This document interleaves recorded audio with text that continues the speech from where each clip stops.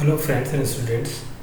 आज हम इस लेक्चर के अंदर लेथ मशीन के ऑपरेशंस के बारे में पढ़ेंगे। तो how many type of lathe operations are there. सबसे मुख्य इसमें होता है टर्निंग ऑपरेशन। लेथ मशीन के अंदर टर्निंग ऑपरेशन बहुत ही महत्वपूर्ण होता है, बहुत इम्पोर्टेंट होता है। टर्निंग ऑपरेशन में भी 6 तरह के टर्निंग ऑपरेशन होते हैं। पहला प्लेन टर्निंग या स्ट्रेट टर्निंग होती है, जिसके अंदर सिर्फ हमें क्या है पैरेलल सरफेस जनरेट करते हैं। दूसरी होती है रफ टर्निंग, बहुत फिनिश्ड रफ टर्निंग करते हैं। थर्ड है शोल्डर टर्निंग, जो शोल्डर से हम जॉब को राउंड बनाते हैं, शोल्डर टर्निंग। टेपर टर्निंग, यानी कि उसके दोनों एंड के ऊपर डायमीटर में फ़र्क होता है, तो टेपर होती है, एक तरफ डायमीटर ज़्यादा होता है, एक तरफ कम होता है, टेपर टर्निंग करते हैं। एसेंट्रिक टर्निंग करते हैं कि दोनों जो हम एक्सिस मिलाते हैं उसकी जॉब की सेंटर से और उसकी जो बार की सरफेस है, दोनों का एक्सिस अलग अलग होती है, तो उसको हम बोलते हैं एसेंट्रिक टर्निंग। इसी तरह टर्निंग के बाद दूसरा आता है फेसिंग ऑपरेशन, जो हम फेस बनाते हैं, फेसिंग ऑपरेशन होता है। ये सारी जो टर्निंग ऑपरेशन है, ये सब आगे नेक्स्ट स्लाइड के अंदर हम पिक्चर के अंदर देखेंगे। थर्ड है चैम्फरिंग ऑपरेशंस, जो कि अगर हमारे जॉब की जो एजेज है वो बिल्कुल शार्प होती है, कटने फटने का डर होता है, तो हम क्या करते हैं कि उसको चैम्फरिंग कर देते हैं ताकि वो सेफ रहे, थोड़ी राउंड ऑफ कर देते हैं।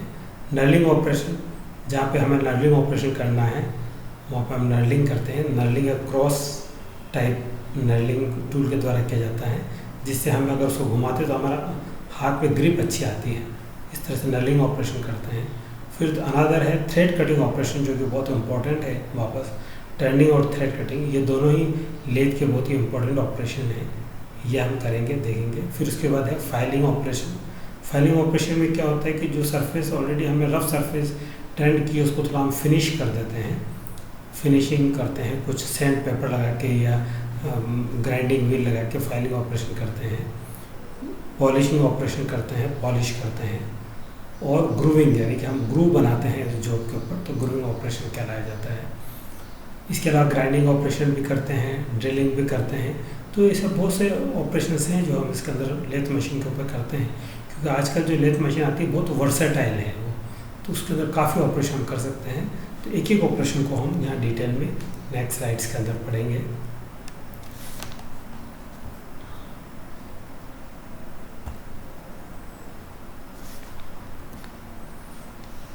ये जो आपको बताया गया है, इसके अंदर सबसे पहला जो आपको बताया गया है ए के ऊपर, ये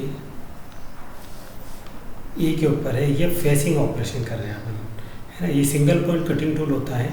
ये जो हमारा जॉब है, जॉब बन रहा है, ये जॉब को हम हेड स्टॉक के ऊपर 3 जा चक या 4 जा चक के अंदर इसको पकड़ लेते हैं, और ये हेड स्टॉक के जो भी आरपीएम है उस आरपीएम से घूम रहा है, और ये हमारा जो टूल पोस्ट पे ये लगा हुआ है, और टूल पोस्ट से इसको हम क्या कर रहे हैं, ये फीड दे रहे हैं। तो ये फेसिंग ऑपरेशन हो रहा है। ये जो फेस है, इसकी फेस बिल्कुल सीधी जनरेट हो रही है एकदम, है ना। तो ये इस तरह से हमने किया। अब ये जो पोर्शन है, इस पोर्शन को हम थोड़ा सा और काट के बिल्कुल जीरो लाएंगे, तो ये जो पूरी फेस है आगे की, तो ये बिल्कुल चपटी हो जाएगी, एकदम बिल्कुल प्लेन हो जाएगी। इसलिए हम इसको फेसिंग ऑपरेशन कहते हैं, फेस बनाने के लिए काम में आया जाता है। दूसरा है, फिर हमने बोला जैसे टर्निंग के अंदर तो क्या आता है, एक पैरेलल सरफेस जनरेट होती है, जैसे ये, और इस एक्सिस के पैरेलल जो जनरेट सरफेस हो रही है उसको हम प्लेन टर्निंग भी कहते हैं, या सिंपल टर्निंग ऑपरेशन कहते हैं, जिसके अंदर हम यह टूल को लगाते हैं और ऐसी कैसी सरफेस, ये बिल्कुल जो इस फिगर में बताई गई जहाँ पे कर्सर चल रहा है उस तरह से ये फेस जनरेट होती है।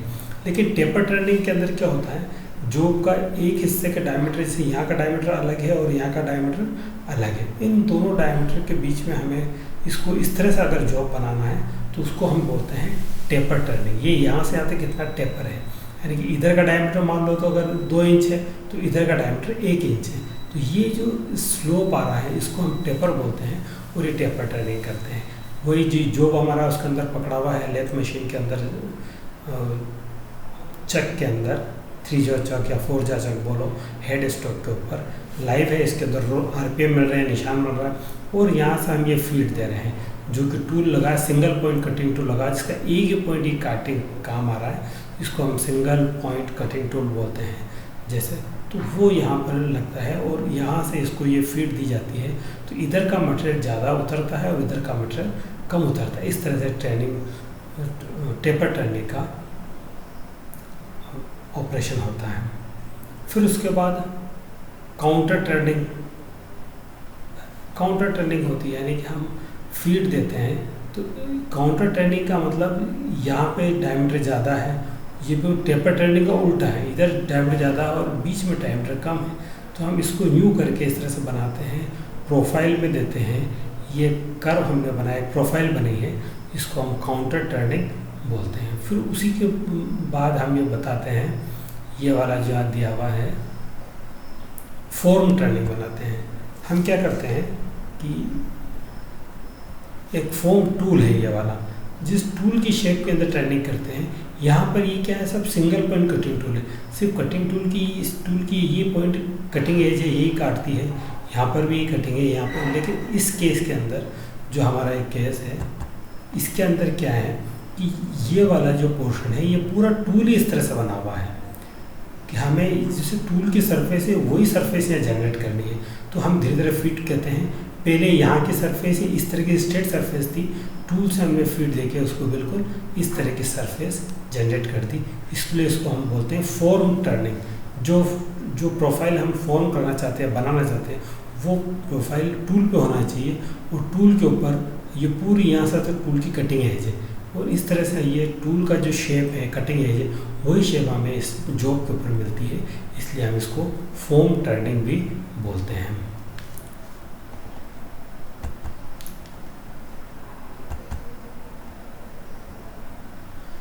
उसी तरह से फिर अगर हम आते हैं चैम्फरिंग, जो बोलता है चैम्फरिंग ऑपरेशन, मैंने बताया था अगर इस तरह की फ्लैट राइट एंगल सरफेस है, ये फेस बनती है, इसके कॉर्नर से लगने, बॉडी को लगने और कटने का डर रहता है। इसलिए हम क्या करते हैं, इसकी थोड़ी राउंड ऑफ कर देते हैं, तो इसको चैम्फरिंग बोलते हैं। ये चैम्फरिंग भी इस तरह का फ्लैट टूल से हम बनाते हैं। ये देखो अल्टरनेटिव ये दी हुई है, ये यहाँ पर ये कटिंग टूल है, ये वाला, ये सिंगल पॉइंट कटिंग टूल नहीं है, ये थोड़ा सा इसकी पॉइंट कुछ ज़्यादा है। तो इस वजह से हम यहाँ क्या करते हैं कि इसको, इस टूल को फीड करते हैं, तो हमें ये चैम्फरिंग जनरेट होती है। और जो बिल्कुल शार्प 90 डिग्री वाली सतह है, इसको हम थोड़ी 30 डिग्री के ऊपर इस तरह से चैम्फरिंग कर देते हैं, ताकि ये सरफेस थोड़ी सी सही हो जाए, लगना वगैरह नहीं होता है। तो ये हम चैम्फरिंग ऑपरेशन बोलते हैं इसके अंदर। उसके बाद अब ये क्या है, या तो हमें कट ऑफ करना है, या इसको हम ग्रूविंग ऑपरेशन भी बोलते हैं। हमें ऐसे जॉब की रिक्वायरमेंट है जिसके अंदर ग्रूव करना है, बीच के अंदर ग्रूव करना है, तो हम क्या करेंगे, इस टाइप का ये एक जॉब लेंगे, और ये जो है ये टूल कहलाता है, पार्टिंग ऑफ टूल भी कहलाता है और ग्रूविंग टूल भी कहलाता है। जिस साइज़ का हमें ग्रूव करना है उस साइज़ का ही टूल होता है, यानी कि इसके अंदर फीड सिर्फ हम क्रॉस फीड ही देते हैं, उसको स्लाइड में फीड, साइड लॉन्गिट्यूडनल फीड नहीं देते हैं, सिर्फ इसको 3-4 बार फीड करके, और यहाँ का डायमीटर हम इसको इस तरह से कम कर देते हैं। यहाँ का डायमीटर देखो ज़्यादा 1 इंच है, यहाँ का भी 1 इंच है, और बीच का अगर ये 1.25 इंच डायमीटर है, तो हम क्या करते हैं, या 1.25 इंच इसको डिफरेंट 3-4 स्टेप में फीड देके और इस तरह से ग्रूव काटते हैं, उसको ग्रूविंग ऑपरेशन भी कहते हैं। और अगर ये पूरा हमें इसको अलग करना है, तो अगर हम इसको बिल्कुल इसका डायमीटर यहाँ से 0 कर देंगे, तो ये कट ऑफ का भी काम करेगा, और कट ऑफ टूल के अंदर कट ऑफ ऑपरेशन भी कहला सकते हैं, या ग्रूविंग ऑपरेशन कहलाते हैं। फिर है थ्रेडिंग ऑपरेशन, जो मैंने बताया बहुत ही इम्पोर्टेंट है। हम आगे इसको डिटेल में पढ़ेंगे किस तरह से थ्रेडिंग इसके अंदर की जाती है। तो थ्रेडिंग ऑपरेशन के अंदर जो बताया हुआ है, ये सिंगल पॉइंट कटिंग टूल से ही होती है, फीड दी जाती है। ये जो हमारे हेड स्टॉक के अंदर पूरा जॉब हुआ, और इस जॉब के ऊपर हमें यहाँ से यहाँ तक थ्रेडिंग करनी है, तो हम क्या करते हैं, ये टूल लगाते हैं, और इसके लिए हमें गियर सेटिंग करनी पड़ती है, कैलकुलेशन करनी पड़ती है। और ये गियर सेटिंग, उसके ऊपर आपको लेथ मशीन की जो हेड स्टॉक है उसके ऊपर एक टेबल बना के हमें दी जाती है, हम आगे देखेंगे।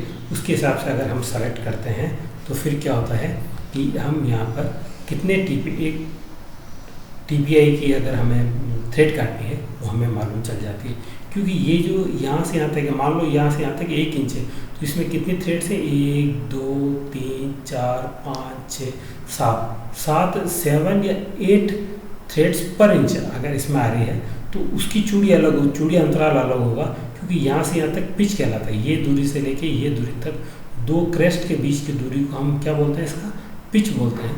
तो ये डिपेंड करता है कि हमें किस पिच की थ्रेड इसके ऊपर काटनी है, या 1 इंच के अंदर कितनी थ्रेड इसके अंदर काटनी है।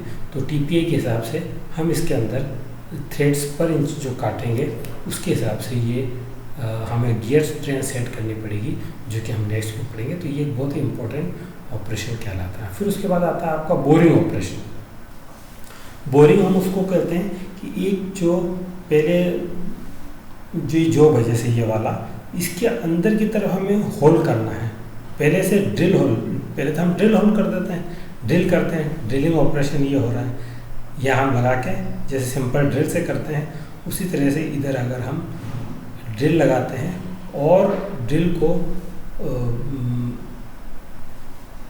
टूल हेड में पकड़ लेते हैं और फिर उसके बाद इसको लगा के, और ये जॉब हमारा चलता रहता है, तो इस तरह से ये अंदर होल हो जाता है। अब हम इस ड्रिल होल से भी बड़ा होल अंदर हमें करना है मान लो, तो हम क्या करते हैं, इस ड्रिल के अंदर से एक सिंगल पॉइंट कटिंग टूल, इस तरह से स्पेशल टूल बना के बोरिंग के लिए, उसको बोरिंग टूल बोलते हैं स्पेशल, जो कि आगे पीछे से ऐसा होता है, सिर्फ उसके आगे पॉइंट के ऊपर एक टिप, कटिंग टिप लग रहती है, कटिंग जो डायमंड की ट्रिप हो सकती है या टंगस्टन की या हाई स्पीड स्टील की, वो कटिंग टूल यहाँ लगाते हैं। तो उसके अंदर हम उसके अंदर जाके उसका बड़ा बोर कर सकते हैं, यानी कि बड़ा होल कर सकते हैं, उसको हम क्या बोलते हैं, बोरिंग। तो ये बोरिंग ऑपरेशन भी हम कर सकते हैं, जबकि उसके लिए स्पेशल हमें बोरिंग टूल की आवश्यकता होती है, जो उसमें बताया हुआ है। तो यहाँ पर भी ये जो टूल है वो बोरिंग टूल फिक्स रहता है और जॉब हमारा घूमता है। यहाँ पर भी ड्रिलिंग करते हुए भी हमारा जॉब घूमता है, जो कि 3 चक या 4 चक में लगा हुआ है, और ड्रिल यहाँ पे फिक्स रहती है। फिर हम लास्ट में आता है नर्लिंग ऑपरेशन। ये जो है नर्लिंग जो किया हुआ है, ये जनरली हम किसके लिए, हमारा अंगूठे और उंगली को ग्रिप करने के काम आता है नर्लिंग। ये अगर हमें ऐसी नर्लिंग ऑपरेशन करना है, जो कि इसमें बताया गया है आपको, तो ये नर्लिंग ऑपरेशन करने के लिए स्पेशल नर्लिंग टूल आता है। वो हम क्या करते हैं, टूल पोस्ट में पकड़ के और उस टूल को इसके ऊपर प्रेस करते हैं, फीड देते हैं, तो ये भी चलता है। ये टूल है नीचे नर्लिंग टूल, और ये ऊपर इस जो जॉब है उसके ऊपर एक क्रॉस का इम्प्रेशन आ जाता है, और बिल्कुल सरफेस क्रॉस सरफेस हो जाती है, ताकि अगर हम इसको घुमाने के अंदर वो हमें दिक्कत नहीं आती, ग्रिप अच्छी हो जाती है। तो ये एक नर्लिंग ऑपरेशन है जो हम इसके ऊपर करते हैं। और भी डिफरेंट टाइप के ऑपरेशन इसमें बताए गए हैं, जैसे कि ये इस तरह से प्रोफाइल कट करना है, इसके अंदर फेस की ग्रूविंग करनी है, ये खाली फेस पे ग्रूविंग करनी है, अंदर ग्रूव नहीं बनाना है। ये फेसिंग ऑपरेशन है, ये टर्निंग है। ये वाला वापस आपको cutting tool with the foam tool, ये हमें इस टाइप की अगर जनरेट करनी है पूरी सरफेस, तो हम पहले से ही ऐसा टूल डिज़ाइन करते हैं और ये इसके आगे इसको फीडिंग बनाते हैं, तो फोम टूल कहलाता है। ये थ्रेडिंग है, ये नर्लिंग है, और एक पार्टिंग ऑफ, ये कटिंग ऑफ टूल भी इसके अंदर कहलाया जाता है। अब हम पढ़ते हैं इसके अंदर मेन जो है लेथ की थ्रेडिंग किस तरह से करते हैं। थ्रेडिंग ऑपरेशन क्या आता है, तो थ्रेडिंग ऑपरेशन का प्रिंसिपल ये है, ये एक डायग्राम में आपको समझाया गया है कि ये थ्रेडिंग, जैसे कि हम जानते हैं लेथ ऑपरेशन के अंदर मैंने बताया था प्रिंसिपल के अंदर, लेथ का प्रिंसिपल क्या होता है कि ये एक जॉब है यहाँ पे लग रहा है, जिसको वर्क नाम दिया गया है। ये वर्क को हम ये लाइस एंड हेड स्टॉक और ये टेल स्टॉक, इन दोनों के बीच में इसको बिल्कुल टाइट कर देते हैं। फिर ये जो वर्क है ये क्लॉकवाइज या एंटी क्लॉकवाइज रोटेट करता है डिफरेंट आरपीएम्स के ऊपर, और यहाँ पर टूल पोस्ट पे हमारा सिंगल पॉइंट या जो भी टूल होता है वो टूल यहाँ पे इसके ऊपर फिक्स हो जाता है। तो टूल फिक्स होने के बाद जब ये टूल के हम फीड देते हैं, तो जो भी हम ऑपरेशन करते हैं वो ऑपरेशन इसमें हो जाता है ना। फेसिंग ऑपरेशन, चाहे पार्टिंग ऑफ, चाहे कटिंग ऑपरेशन, वो सारे ऑपरेशन हो जाता है। लेकिन यहाँ हम बात कर रहे हैं थ्रेडिंग ऑपरेशन, क्योंकि थ्रेडिंग ऑपरेशन में थोड़ी हमें कैलकुलेशन करनी पड़ती है, थोड़ा देखना पड़ता है कि किस तरह से हमें बनानी है। तो इसको जो फीड मिलती है वो हेड स्टॉक को जो फीड मिलती है वो गियर ट्रेन से मिलती है। ये जैसे गियर लगे हुए हैं, एक गियर ये इसके ऊपर लगा हुआ, फिर दूसरा गियर उसके ऊपर ये लगा हुआ है और तीसरा गियर ये लगा हुआ। तो जो इसको पावर मिल रही है स्पिंडल को, वो पावर हम क्या करते हैं यहाँ लीड स्क्रू को भी देते हैं, क्योंकि लीड स्क्रू का काम क्या है, थ्रेड काटने के अंदर कटिंग में काम आता है। वो लीड स्क्रू क्या करता है, जो थ्रेड कटिंग अब जब अपन करते हैं तो वो टूल को स्पेशल गाइड करता है कि उसको कितने एक आरपीएम घूमने, एक वर्क जब एक आरपीएम घूमेगा तो टूल को कितना आगे और पीछे जाना है ना। तो ये इस कैलकुलेशन के अंदर ये कैलकुलेशन करेंगे तभी हमें पर्टिकुलर साइज़ की, जैसे कि 1 इंच के अंदर 8 चूड़ी कट सकती है या 8 थ्रेड कट सकती है, या 1 इंच के अंदर अपन को 12 थ्रेड्स काटनी है या 20 थ्रेड काटनी है, वो उस पर डिपेंड करेगा कि हमने ये रेशो, इस गियर ट्रेन का रेशो किस हिसाब से रखा है। मतलब एक इसके चक्कर लगाने में, एक हमारा वर्क का रोटेशन के अंदर ये वाला जो टूल है हमारा टूल पोस्ट, वो कितना साइड में इधर इसको फीड मिलती है, ये सब ऑटोमेटिक होती है। ये हमें करने के लिए हम आगे जो कैलकुलेशन है वो कैलकुलेशन पढ़ेंगे। तो ये यहाँ पर लीड स्क्रू के ऊपर लीड स्क्रू होता है, इसके ऊपर राइट हैंड थ्रेड्स कटे होते हैं, और ये गियर ट्रेन से, गियर से इसकी स्पीड कम ज़्यादा होती है। यानी कि हम ये कह सकते हैं कि ये अगर 10 सर्कल चलेगा तो ये 1 चलेगा, तो 1:10 के रेशियो में चलेगा तो यहाँ पे कोई अलग तरह की चूड़ी बनेगी। 1:20 गियर में चलेगा तो यहाँ पे इसका चूड़ी का पिच अलग आएगा। तो जो चूड़ी हमें काटनी है, जो थ्रेड हमें काटनी है, उसके पिच से हमें डिसाइड होता है कि हमें किस तरह की गियर ट्रेन को सेलेक्ट करनी है। क्योंकि गियर ट्रेन को हम यहाँ सेलेक्ट करते हैं, है ना, जो हमें लेथ मशीन के बाहर जो चार्ट लगा होता है उससे हम सेलेक्ट करके इसको डिफरेंट इंगेज कर लेते हैं और थ्रेड कटिंग इजीली हो जाती है। और उसको यहाँ तक फीड कैसे देनी है, ये इसमें ऑटोमेटिक यहाँ पे एक हाफ टर्न लगाता है, तो उसको जितनी दूर तक हमें फीड देनी है वहाँ तक जाके वापस रुक जाता है, फिर वापस इसको पीछे ला के वापस चलाते हैं। इससे तो बार बार इसको 4-5 ऑपरेशन करने के बाद जो बिल्कुल इसके ऊपर थ्रेड है उसकी सही साइज़ में थ्रेड आ जाती है। तो आई थिंक आपको समझ में आया होगा। अब हम आगे देखते हैं किस तरह से इसकी कैलकुलेशन की जाती है। ये कुछ मेरा बोला हुआ इंग्लिश में लिखा हुआ है। With the series of gears that drive the lead screw are called the change gears, and because of change them to turn different threads per inch. ये जो बताइए, ये इनको हम चेंज गियर्स भी बोलते हैं। यहाँ 3 गियर लगे हुए, 3 या 4 जो भी गियर लगे होते हैं इनको चेंज गियर बोलते हैं, और इन्हीं से डिसाइड होता है कि यहाँ पे कितनी थ्रेड 1 इंच में कटेगी या हमें कितनी काटनी है। फिर दूसरा आता है changing these gear varies the speed at the lead screw. Lead screw की स्पीड को चेंज कर देती है in relation to the speed that spindle turn. Spindle की स्पीड में और इसकी स्पिंडल कितना घूम रहा है और ये लीड स्क्रू कितना घूम रहा है, इसके अंदर उसकी चेंज हो जाता है।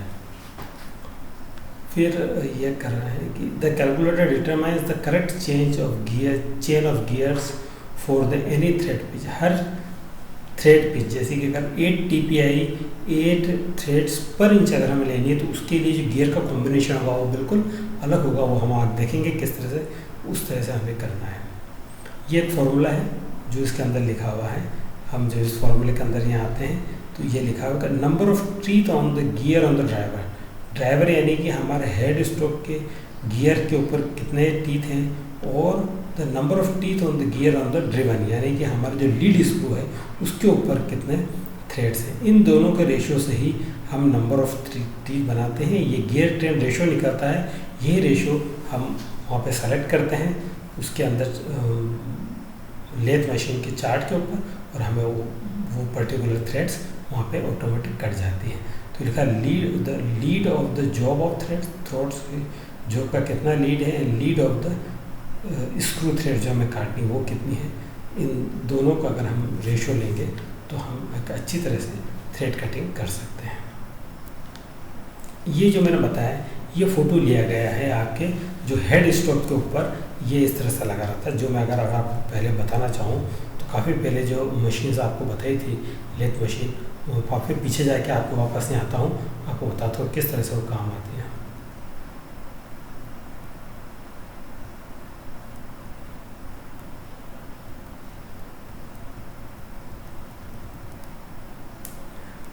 ये जो लेथ के ऊपर यहाँ पे जो ये दिया हुआ है, ये वाला ये पोर्शन मैंने आपको बताया, ये डिसाइड करता है कि ये कौन कौन से गियर इसके अंदर इंगेज होंगे, और ये लीड स्क्रू है ये वाला, ये लीड स्क्रू उसको फीड देता है, और यहाँ पर हम जो बांध के यहाँ से इसको कटिंग करते हैं, ये लीड स्क्रू है, नीचे फीड स्क्रू है। तो ये जो चार्ट लगा हुआ मैंने आपको बताया है वो हम देखते हैं।